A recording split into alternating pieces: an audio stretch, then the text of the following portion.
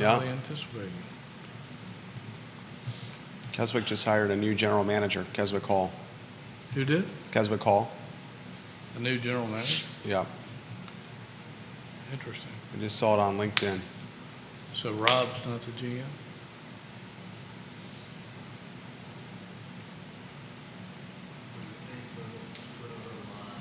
All right, so mics are hot. We'll start the program shortly, guys. We apologize for the late start, but we'll get rocking and rolling here in a matter of moments. Tom Powell, we promise we're going to start.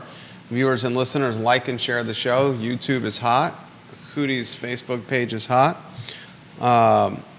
Like and share the show if you don't mind. We're going to talk Virginia football, guys. Johnny Ornalis, Bob Yarborough, Lisa Costello, Gary Palmer, Vanessa Parkhill, Georgia Gilmer, Cully Baggett, Jesse Rutherford, Brittany Gray, Richmond, Virginia, Northern Virginia, Southwestern Virginia, Baltimore.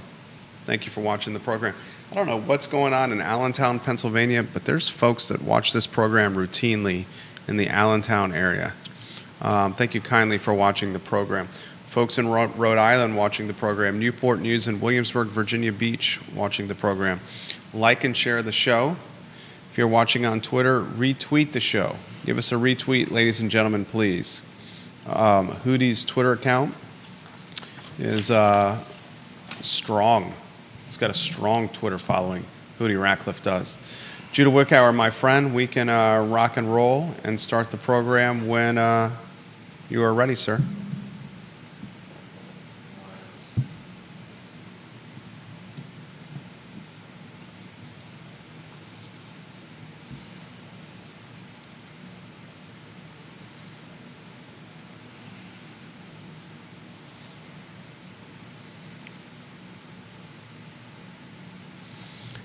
Good Tuesday morning, guys. My name is Jerry Miller, and thank you kindly for joining us on the Jerry and Jerry Show. We are live in downtown Charlottesville, less than 2 miles from Scott Stadium and the John Paul Jones Arena, a program that airs across all social media channels and wherever you get your podcasting content. Today's program will highlight the week that was a tough loss to the Maryland Terrapins in Scott Stadium on national television. Costly Calandria miscues doomed Virginia football in week 3. We'll look inside the box score. We'll ask questions about the offensive line and the protection it is offering or perhaps not offering a second-year quarterback. We'll ask the question, ladies and gentlemen, what is going on with a wide receiver with a lot of upside in Chris Tyree? We'll pick apart the defensive backs. They certainly were picked apart on Saturday evening by visiting Maryland, and we'll discuss the margin of error for Virginia football as it plays Coastal Carolina and has Boston College on the near horizon. Virginia, a 3-point favorite against Coastal, the over-under at 54 and change. A lot to cover on the Week 3, Week 4 edition of the Jerry and Jerry Show in the 2024 ACC season. Judah Wickower, studio camera, then a two-shot as we welcome the star of our program, a Virginia Sports Hall of Famer, a man who needs no introduction, known in households across the Eastern Seaboard. His namesake website, JerryRatcliffe.com. Hootie, you were in the press box the first half and the second half, a tale of two different stories. My friend, the show is yours. Precisely correct, my friend, and it's the second week in a row that they've stumbled coming out of the locker room at halftime, which is a big deal. They have generated nothing offensively in the third quarter for 2 consecutive weeks. Last week at Wake Forest, they found some magic and were able to come back and dramatically win the game. And this time there was no magic. There was nothing there. The fourth quarter was just a continuation of the third. I think Maryland is the best football team that they've faced so far, but it was certainly a winnable game. And early mistakes, as you pointed out, by Calandria and other people contributed heavily. They had so many trips to the red zone and just kept getting field goals. It's hard to beat anybody doing that. But they've got a major problem coming out at halftime, and that's something that they've got to correct going forward, or it's going to be tough to win another game. significant problem. Some have highlighted that could be tied to adjustments made at intermission. Maybe we talk about that later in the program. We hate to discuss this from a Anthony Calandria costly miscue standpoint, but he plays the position that gets the attention, that gets the praise, and also is heaped upon when the team struggles. A fumble when he really wasn't securing the football with two hands the right way. Two interceptions that, frankly, had me nostalgic of Maryland 2023. Yeah. Where mistakes doomed Virginia against the Terrapins.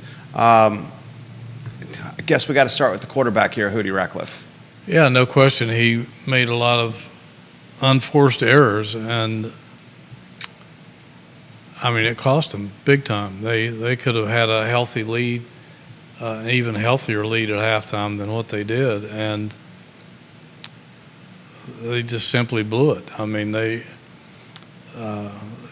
did some good things too, but it's like last year. All the good things were negated by the negatives, and then some. And then some. And you just can't turn the ball over like that, and particularly because a game like most ACC games are going to come down to a handful of plays. They're so tight. The team that makes the fewest mistakes usually wins, and even though it's not a ACC opponent, it's a former ACC opponent, kind of the same caliber as most of the teams in the ACC, but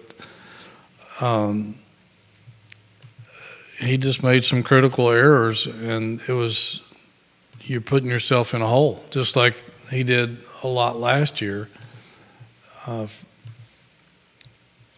All those great numbers don't mean anything if you're turning the ball over. And that's another problem that they've got to solve. I think they will. I think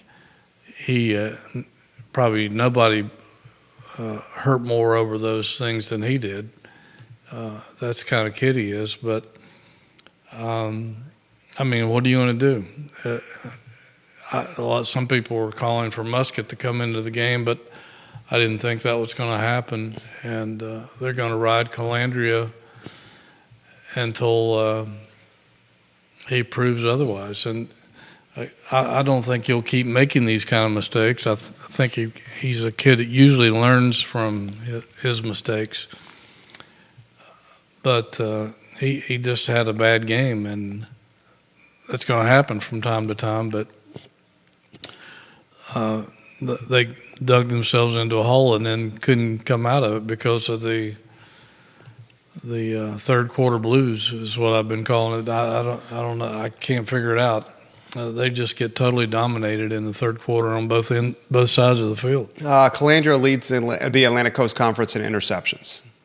He's got 4. Yeah. I'm still on top of the Calandria bandwagon. I think Calandria, 3 plays. I understand 3 plays can change the course of a game, and against Maryland, 3 plays did. Yeah. The fumble in the red zone, extremely costly. The second pick, very concerning. The first pick as well. I will highlight he's running for his life still with the offensive line. The pass protection is not there. That's something that we need to highlight. I will also highlight that the running game could be a bit stronger. We've seen flashes with the running game from Xavier Brown, and Kobe Pace got 11 carries for 46, so they try to commit to pace. Still, no tailback truly making a significant impact here. $123 in totality for the team on the ground. What do you make of the fan base with the Musket calls? Justified, something being considered, or is that something still on the back burner? I think it's on the back burner. I think they're going to ride with Calandria. He won the job. He's performed well in the first 2 games. And I mean, we talked about this in the preseason. He's his style of play. He's going to make some mistakes because he's a playmaker, and you don't want to take that element away from his game. But he's really has to cut down on those. He was making better decisions. I think he'd like to have a couple of those back. And Against Maryland, he reverted back in some ways to the Calandria of 2023. With little Richmond bit. and Wake Forest, we saw a more measured Calandria. Yeah, I mean, he had a couple of picks at Wake, too. One of them, those were more good plays by the Wake defensive backs Right. and linemen than it really was him making horrible throws. I think he made some bad throws in this game, and that's something that he has to correct going forward. But I think he's still the guy, and I would stay invested in him because I think he's got good days ahead. Depending on where you shop, Virginia, 3-point favorite against Coastal Carolina. The over-under 54.5. It's a 2 p.m. kick on Saturday. It's one of those weird channels. It's on ESPN Plus, so prepare yourself, viewers and listeners. This is not part of the everyday television or streaming package for a lot of people out there. Offensive line, Hootie, we knew it was a point of concern coming in. I saw a second-year quarterback running for his life, especially when he was looking to throw the football. True, and and if you can't get ESPN Plus, you can always follow the game on my Twitter account. There we go. I had people in Vancouver, Seville, Spain, and somewhere else, New Hampshire or Vermont, somewhere On the live stream. checking the game through my Twitter. But I love it. yeah, the offensive line is still got some issues. We weren't quite sure what they were going to be like this year, even though everybody returned. They still have a lot to prove. They're still not 100% healthy there. Brian Stevens is nicked up every now and then. Mikael Boley still hasn't recovered from his ankle yet, and I think he's been day-to-day, but you also have to consider that he's not in game shape because he's missed so much time. So there's some issues on that offensive line that they're going to have to correct. They do have a bye week after this game, so that will give them a little bit of time to heal prior to a homestand against Boston College and Louisville. But in the meantime, Calandria is going to have to find ways to overcome the fact that he's going to be under pressure. And he's usually pretty decent under pressure and moves well out of the pocket when he has to. But it's just reality, and it's when you don't have a solid offensive line from week to week, it puts a lot of pressure on your quarterback, which puts pressure on your running game and your passing game, and right now it's things are out of sync. Viewers and listeners, let us know your thoughts. We'll relay them live on air. Comments are coming in. I'll get to those in a matter of moments. I need to highlight the defensive backs. Virginia's got two very, very good safeties, experienced safeties.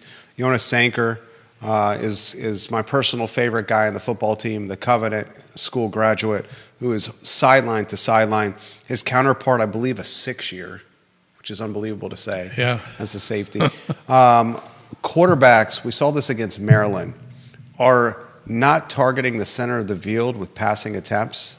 They're going after the defensive backs on the sidelines, where there is not the talent with the DBs and certainly not the experience with the DBs. Maryland had a field day with this. Yes. Let's talk defensive backs and what needs to happen. What kind of protection could be offered? Do you shade the safeties over more? Maryland's star wide receiver looked like Jerry Rice out there, trying to pay a little props over to my man Hootie Ratcliffe, the 49ers fan. That guy is good. I mean, he led the nation come into the game, and we saw why. I mean, he's a solid receiver. He's got size and good hands, runs good routes, has good speed. We figured they were probably going to have trouble with him, and they did. But the Virginia secondary leaves a little bit to be desired. They, particularly in the corners, and that's one of the most highly sought after positions in recruiting, and not only in college football but even in the NFL. If you don't have good corners, I mean, quarterback, corners, a rush in, the left tackle, those are the premier gets in recruiting. And Virginia's had a tough time in recent years landing good cornerbacks, and I think that's a bit of an issue this year. They're giving up a lot of stuff. First half, I thought they did a pretty good job on the pass defense. Maryland receivers were catching the ball, but there was somebody right on them as soon as they caught it, and they were getting no yards after contact. That was a different story in the second half, as those guys were able to break away and get a lot of yards and make some big plays. And that's another problem that they're going to have to try to correct. And it's not like you can go out and get new corners. They got to coach up the guys they have, and I don't know what else you do, really. Those guys just have to do their jobs better. Viewers and listeners, let us know your thoughts. This comment comes in. It was an email sent to us before the program. Please bring this up with Hootie. The margin of error for Virginia football is so slim. Mm-hmm. And when mistakes happen like Calandria's fumble in the red zone, Virginia's not going to be able to recover. Ask Hootie how the margin of error can widen or improve. It's a good question. Well, it is a good question and exactly right. I mean, we all knew going into the season that their margin of error was going to be like a tightrope. We've heard Tony Bennett talk about that with his basketball team in some cases over the years. But that's definitely true for this football team, as it was the last couple of years. Even though they have a little more depth this year, they're still down in the talent pool as opposed to most of the teams that they're going up against. This program has been down, and it's hard to overcome that in just one season or one recruiting class. So there is a margin of error that's very thin. And I mean, from my standpoint, how you improve that margin of error is you figure out how to run the football. And if you run the football, you control the clock, and you take a lot of pressure off a guy who is somewhat mistake-prone, and Anthony Calandria, who's lacking some game experience. This team seems like if it can find a way to run the football, it takes pressure off the quarterback, it protects the football, it keeps the defense rested. And Kobe Pace and Xavier Brown seem to be a fantastic change of pace, almost, it's the old cliche, thunder and lightning. Yeah. I mean, I would love to 18 carries for 89 yards for those guys. That's so-so. And not a lot in the second half. And barely anything in the second half. Well, it goes back to the offensive line, and I don't want to throw everything on them because sometimes other guys are making mistakes and they get blamed for it. But generally, this offensive line hasn't been able to control the line of scrimmage. They did against Richmond, but Richmond was an inferior team. They were fairly evenly matched against Wake Forest, I think. I don't think they were I think they were manhandled a little bit by Maryland's big physical linemen on both sides of the football. And they were unable to move those guys and open holes. They did some. I thought Xavier Brown had some really nice runs. I think he's their best back. We keep hearing that it's Noah Vaughn, that Noah Vaughn's the most complete back.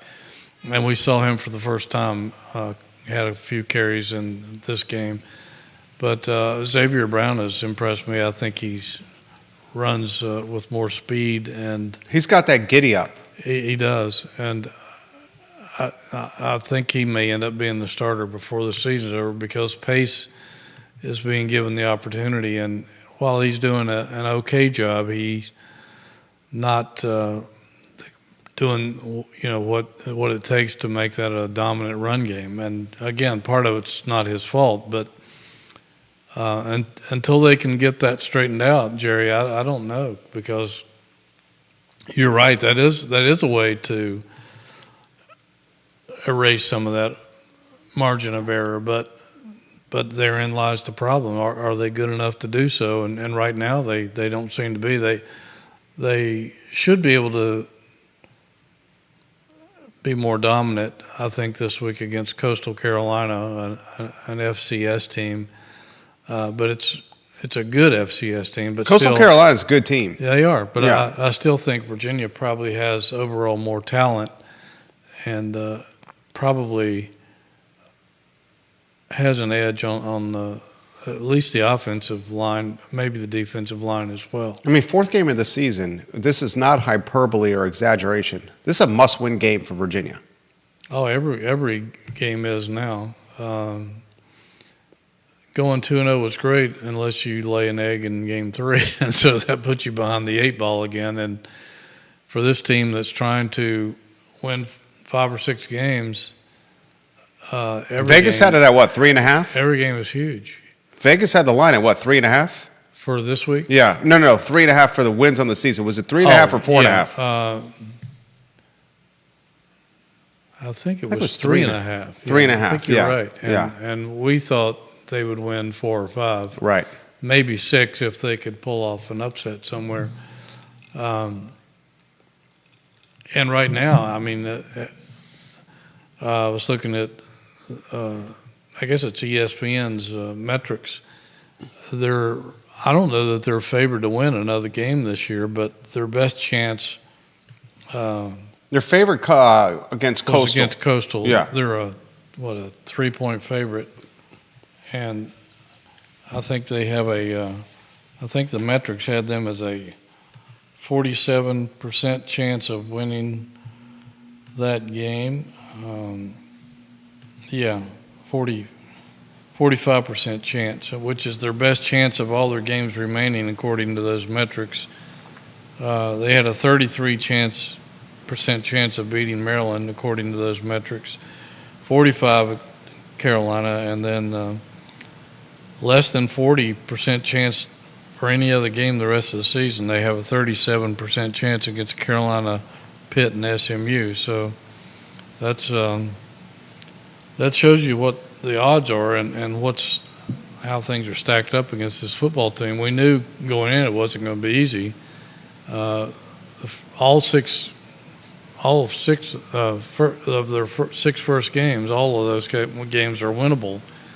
But you got to play, like you said, there's such a thin margin of error. You've got to play almost flawless football. Flawless football. To be able to do that. Yeah, and folks, we did not anticipate, no one anticipated prior to the season start that Boston College would be as good as Boston College was. I watched Boston College play Missouri.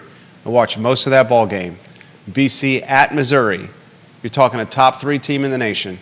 And Boston College had Missouri on the ropes. And Boston College probably should have beat Missouri in their house. Missouri turned it on in the second half and had a fortuitous bounce or two go their way. But Boston College looks like the real deal here. Virginia's got BC, ladies and gentlemen, after the bye week. After Coastal Carolina, it goes bye week, then BC, then Louisville. Louisville's undefeated. Pittsburgh's undefeated at 3-0 right now. Clemson, don't sneeze at 1-1 Clemson. Clemson's got talent all over the football field. I get that they're 1-1, but this is a very good ball club. North Carolina's 3-0. Notre Dame is going to be playing like every game's the last game of the season after an early loss, an upset type of loss. And then you got SMU and Virginia Tech with the Hokies with the Cavs hitting Lane Stadium. I mean, this Coastal game is critical. Oh, no question about it. They have to win this game, and I think they should. Again, not throwing shade on Coastal. They're a really good football team. They're 3-0. They haven't really played any high-powered teams yet, and but this is going to be kind of like a Super Bowl for them, kind of like the James Madison game was for the Dukes last season here. This is only the second Power 5 team that's ever been to Conway, South Carolina. BYU was there in 2020, but that was the COVID year, so there was hardly anybody in the stadium. But this game has been sold out, I think, for 2 weeks, their coach said yesterday on the teleconference, and the excitement is through the roof to have an ACC team come to town, and he said the tickets are really hard to come by. So I don't know what size stadium they have there. I don't think it's very big. I've driven past it once several years ago, but it's a big deal to have an ACC team come to your town. If even for East Carolina, and they're right there, and they have been playing football for a long time. Coastal hasn't been around that long, so for Virginia to be coming to town, it's a really big deal. I mean, that town is lit up right now, waiting for the Cavaliers, and their guys are championing at the bit, hoping that they can pull off an upset and show people that they can beat an ACC football team. Wahoo89 watching on YouTube. He said if the University of Virginia had a good running game, then when Calandria has an off game, it would not be as bad. When is the last time UVA had a 1,000-yard rusher? Way too long. Way too long. I think Jordan Ellis was the last 1,000-yard rusher, but it still wasn't a really good running football team. But they've produced very few 1,000-yard rushers since the early Al Groh years, when they had guys like Alvin Pierman and Wally Lunday and some of the guys of that ilk, where they still had NFL caliber running backs and NFL caliber offensive linemen, and as well, yeah. And right now Brian Stevens is a NFL caliber lineman, but I'm not sure anyone else on that offensive line is at least not at this point of their career. Wahoo89 also highlights the Al Groh era and the last time they had a decent rushing attack. Speaking of the run, and we'll get off topic, one more on this, the run game. You look at what Calandria had to do against Wake Forest. Where he threw the ball 43 times, I believe, if memory serves correct. He threw the ball 37 times against Maryland. It almost seems like, and I understand Fields is a talent, the wide receiver from Monticello High School. I understand this tight end looks like he's got a lot of upside. Yeah. Is he a transfer from Harvard? Yeah. I think he was probably a guy that was getting some NFL looks when he was at Harvard. Yeah, this guy's clearly got some big-time upside. He's got an incredible story as well, some of the hardships he's gone off the field. True. I understand that Trell Harris looks like he's super talented. We still haven't seen Chris Tyree. It's a question I got to throw to you. What's going on with Tyree? They try to get him involved. The TD was called back because of a flag. That's a shame, because we saw oh, my God, he was so fast, dude. A glimpse of what he is. Yeah, ran everybody. If he catches the ball and if he's got nobody within couple of yards, nobody's going to run this guy down. He's blazing speed. Blazing speed. But have you noticed, though, with the punt returns, he is extremely quick to fair catch. Yeah, and I haven't paid a lot of attention to that, but it may be maybe they're telling him to not take any chances at this point. A tight game. I don't know, but maybe the punts are just maybe they're not returnable. I don't know, but certainly he has no fear. We've seen that in him, but I think he's going to be okay. It's a shame that was 9 catches for 44 yards, a 4.9 average for Chris Tyree through 3 games. Certainly not what we expected from him, but they're not getting the ball to him that much either. And I don't know if they're using him as a decoy or if people are double teaming him or what. I'm going to have to pay closer attention to that. But I still think he's going to be all right and will make an impact on this football team. It's just taking more time than we expected. But they've got plenty of other guys that catch the football, and they broke in Cam Courtney, the talented true freshman, in the last game. He had a couple of nice catches.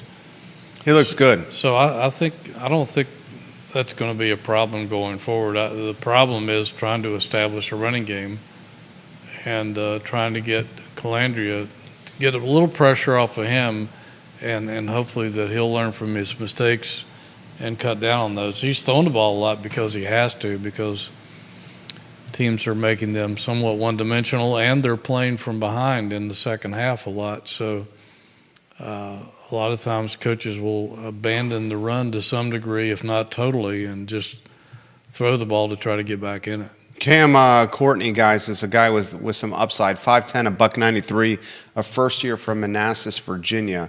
We've talked Margin of error. We've talked Chris Tyree. We talked the defensive backs. Clearly your strengths are at wide receiver, tight end, the safety position, and you have some talent on the front side of the ball and the defensive side as well.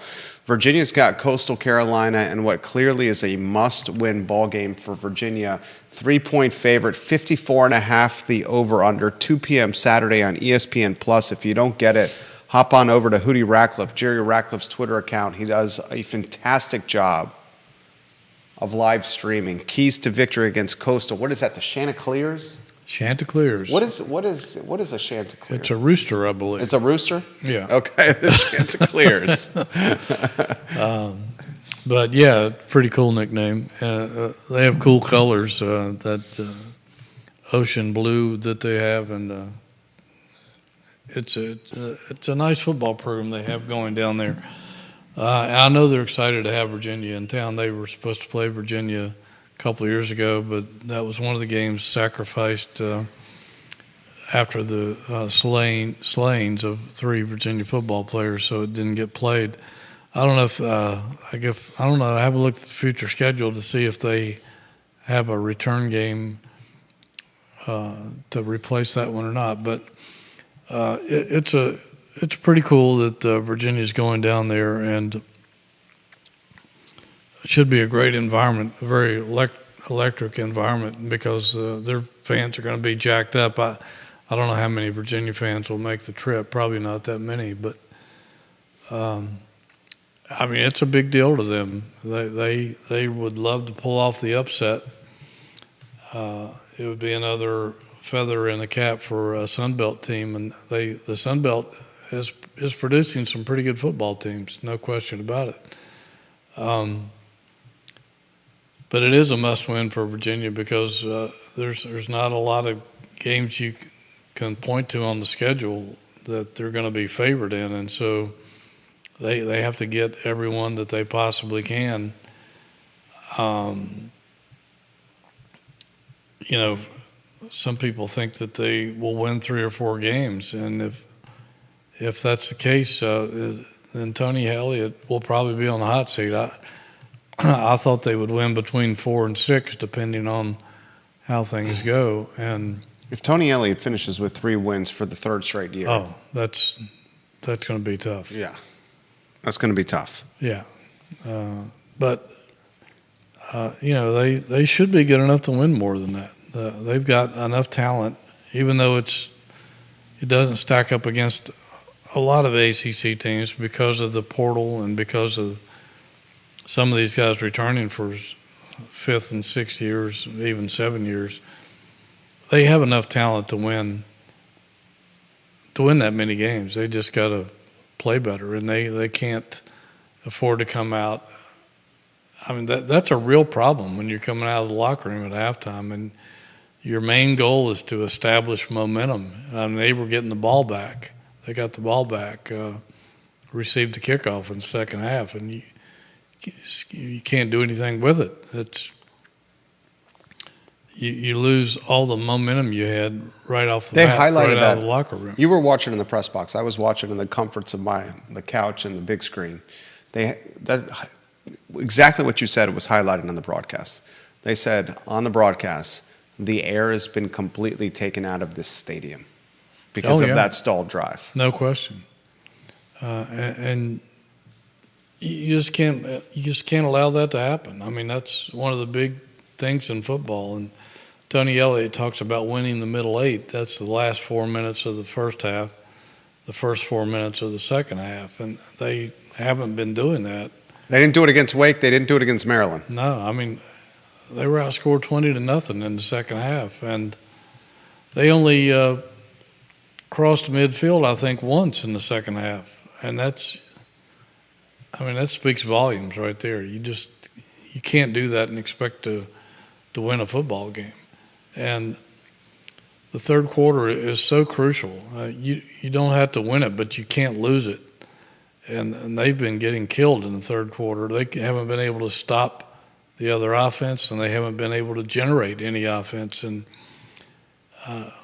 it would suck the air out of a stadium and out of your football team and its focus. I mean, it's just so hard to wait until the fourth quarter. You're putting so much pressure on yourself trying to get it all done in one quarter of football, and you don't get that many possessions unless you get turnovers, and they're not getting any turnovers.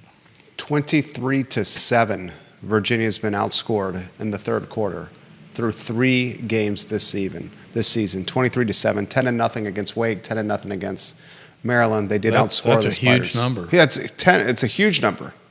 It's a huge number. Some of the doubters are highlighting adjustments in coaching in the locker room for what's happening in the third quarter. I'm not going to go that far yet, but it's a trend we got to follow, certainly. We had a similar conversation happen last year coming out of the locker room. We're not going to go down that road yet. A lot I want to cover with Hootie Ratcliffe on the program here at the 11:07 marker. We got Virginia Tech topping ODU. A lot of folks are asking how good are the Hokies. We have Boston College looks fantastic. Their quarterback looks absolutely fantastic. I watched them take Missouri quarter to quarter. They should have probably won that ball game, a top 3 team in the country at Missouri. Pittsburgh looks all right. Louisville looks all right. Syracuse's quarterback looks pretty damn good. I mean, yeah. Florida State's is the Florida State head coach on the chopping block right now? Most certainly. And the irony of this all, and I'll get out of your way, is this is the team that was raising the ruckus in the summer about suing the ACC and wanting out of the conference, and now the conference is saying karma's a you-know-what. Yeah, well, they were 13-1 last year. Right. And got left out of the playoffs. I still thought under the circumstances they were not one of the best 4 teams in the country, but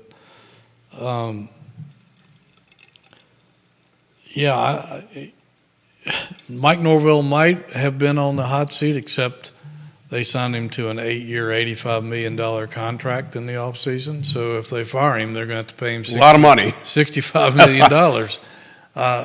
I know Florida State is griping that they don't have enough money to be where they want to be, but they certainly haven't proven anything. They're 0-3 for only the 3rd time in program history. The first time was when Bobby Bowden came in here in '76, his first year in the program. And Mike Norvell has had 2 0-3 starts in the last 4 years, so he has to own it.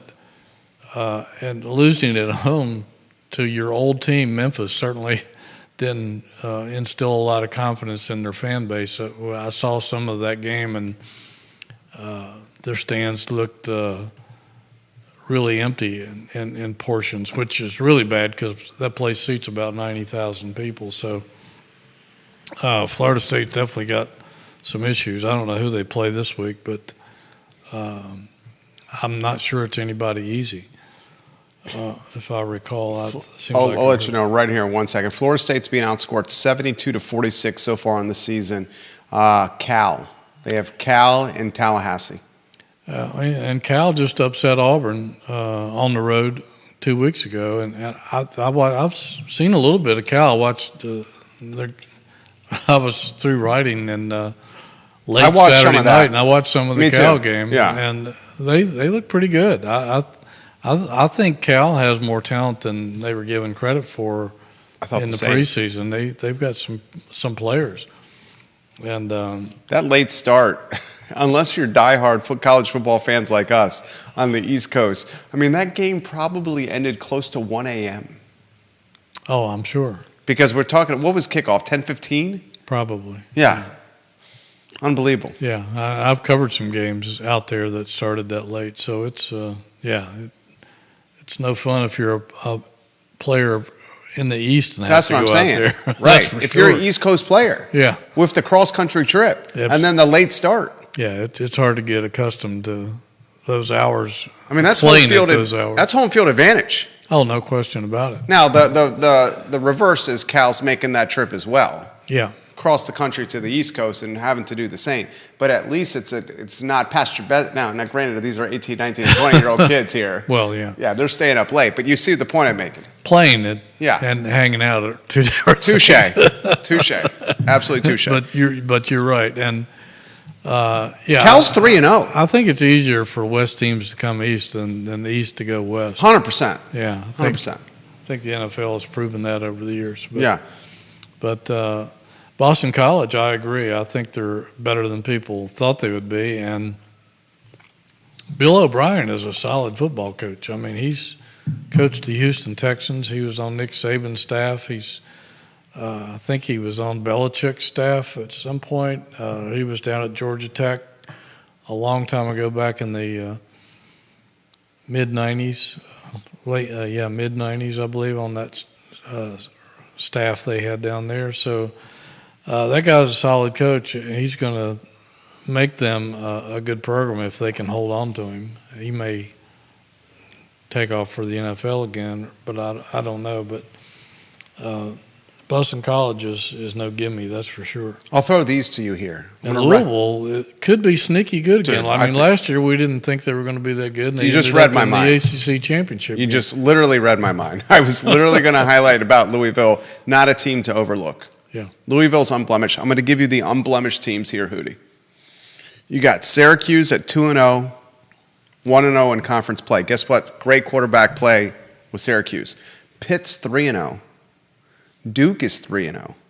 North Carolina's 3-0, and they're playing with their backup quarterback. Now, that granted, this quarterback's got starter experience. Miami's 3-0. That looks like the best football team to me, but I'm going to ask the pro, Hootie Ratcliffe. Cal is 3-0. Louisville is 2-0. Of the unblemished teams, Louisville, Cal, Miami, UNC, Duke, Pitt, and Q's, who's the best? Probably Miami right now, I think. 159 to 26 points for, points against. Yeah. The best margin in the conference. They still have some things to prove, but they have a good quarterback in Cam Ward, and everybody thought he was going to be really good. A lot of people picked him as the ACC preseason player of the year. I'm not sold on Carolina or Duke yet.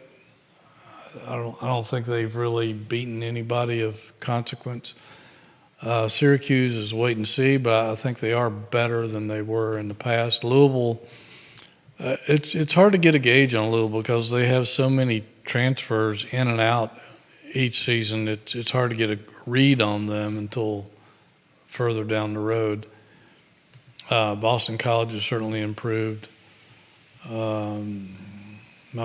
Pitt. It was a good win over West Virginia.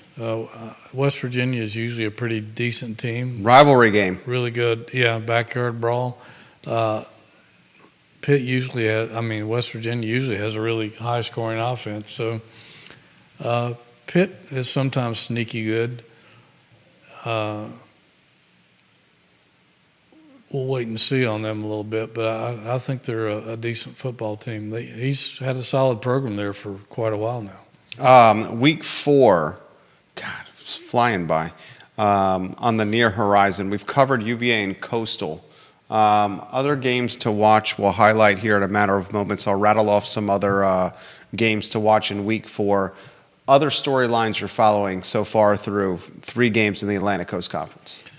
Well, we're not sure about the Hokies yet. They're 2-1.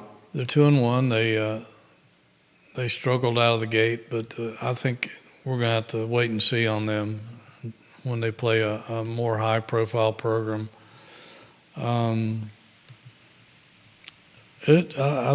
still think Clemson might be the best team in the ACC. We haven't seen a whole lot of them at this point, but the one loss they had was a really bad second half against the number 1 team in the country. So you can't throw too much shade on them at this point, but we'll see about them as we go along. I don't think there's a lot of, at least right out of the gate, it doesn't seem like there's a lot of teams in the conference that's going to test them. So they still, I think, if I had to lay a bet right now on who was going to win the ACC, I think I would still put it on Clemson. I'd be hard to argue against you there. Maybe Miami, but I'd probably take Clemson as well. James Madison, North Carolina, 12 o'clock kick, Chapel Hill, Georgia Tech, and Louisville. Ladies and gentlemen, a contest to follow in Week 4. NC State and Clemson, Virginia and Coastal at Coastal, Rutgers at Virginia Tech, ACC Network, 3:30 kick, Youngstown State and Pitt, Duke at Middle Tennessee, TCU and SMU, a little Texas battle right there, California and Florida State in Tallahassee, Miami, South Florida, Michigan State and Boston College. So we're still in that early stage of the season where a lot of out-of-conference action is happening. But next week, the meat and potatoes of the schedule starts playing out. Hootie Ratcliffe, some closing thoughts for the viewers and listeners, what you have in the hopper, what you have coming up, and other things that are on your mind. Well, we'll be at Tony Elliott's press conference this afternoon to find out what he thinks about what went wrong the other night and how they are going to fix it. I'm not sure he'll reveal all that to us, but the questions will be there for sure. And a look at Coastal Carolina and what his view is of that game. We'll certainly be all over that game all week long, and keeping our eye on basketball recruiting. They've had some Mr. Mallory prospects in over the past few days or past few weeks. Chance Mallory had his official visit this past weekend. Was it breakfast at the Kimpton? I don't know. I didn't see that. Jay Willie and Coach Bennett. Breakfast at the Kimpton with the Mallory family. Not a bad spot for a little brunch. Not a bad spot at all. No, yeah. And it'll be interesting to see how they go. I know he still has some other visits he wants to make. And you know, the another point guard who visited here a couple of weeks ago, Tillery, is going to be making his decision soon. I think he's narrowed it down to Virginia, Wake, and maybe Cincinnati. I can't recall, but That guy's a baller. it's interesting to see if he pulls the trigger and commits for. He's a point guard as well. Is that going to be the first point guard that pulls the trigger, or is it going to be if Tillery pulls the trigger and Mallory still wants to come here, will they take 2 point guards? Tony likes to play 2 point guards, so maybe so. But we'll keep our eye on that. Some of these guys are going to be making decisions soon, I think. Nate Ament, the number 3 player in the nation, according to some people,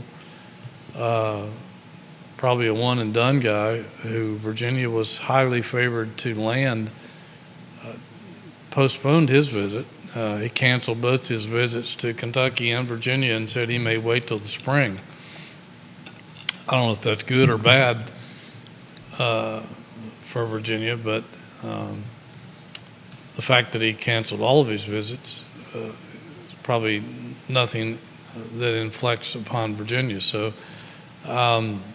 we'll be keeping our eye on all the basketball recruiting. They still have, I think, another player or two to come in. And certainly that's a big deal. We're getting not that far away from the ACC basketball media day down in Charlotte, which will be coming up before you know it in a few weeks down in Charlotte. So basketball's not far around the corner. It makes me happy. I love basketball. Love all the sports, really. And tip of the cap to Lauren Coughlin. What an unbelievable performance she put on up in Lake Manassas this past week. Tied a American rookie record going 3-0-1 in the Solheim Cup, and Tip of the cap to the U.S. so happy for her and, Yeah. and the U.S. team. But She's a Virginia golfer. particularly for her, she lives here in Charlottesville and contributes to the community, and just as she and her husband John Pond are just great people. Well said. Well said. Hootie Ratcliffe, namesake of JerryRatcliffe.com. I'll say it again, JerryRatcliffe.com.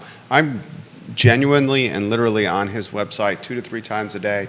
Check it on Hootie's Twitter account probably 2 to 3 times a day as well. Follow him on Twitter Go to the website, check the content. I think you're going to be extremely impressed. He's got fantastic community partners at jerryratcliffe.com. Always looking for more partners, ladies and gentlemen. Judah Wickower behind the camera. Wickower and I have a conference call on the very near horizon, which we will cover here. My name is Jerry Miller. This show airs wherever you get your social media and podcasting content. Get ready for Coastal Guys. It's going to be a backyard barn burner. Thank you kindly for joining us. So long, everybody.